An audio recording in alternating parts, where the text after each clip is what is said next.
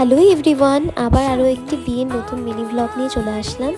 And এটা ছিল আমার দাদার বিয়ের গঙ্গা নিমন্ত্রণের ব্লগ। গঙ্গা নিমন্ত্রণের আগে সবাই সোনা কাপড় করতে বেরিয়ে গিয়েছিল, সেটারও একটি ব্লগ আমার চ্যানেলে পোস্ট করা আছে। যারা যারা দেখোনি তারা প্লিজ গিয়ে চেক আউট করে নিও। সবাই সোনা কাপড় করে বেরিয়ে যাওয়ার পরে আমরাও বেরিয়ে গিয়েছিলাম গঙ্গা নিমন্ত্রণের জন্য। আর পেছনে খুব বাজনা বাজছিল, তার জন্য সবাই খুব নাচানাচিও করছিল।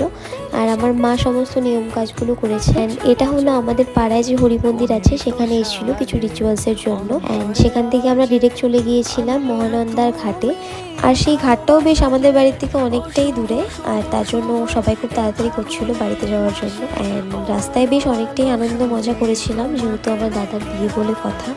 আর দাদার বিয়েটাই হলো আমাদের বাড়িতে এখনকার কথা আপাতত লাস্ট বিয়ে।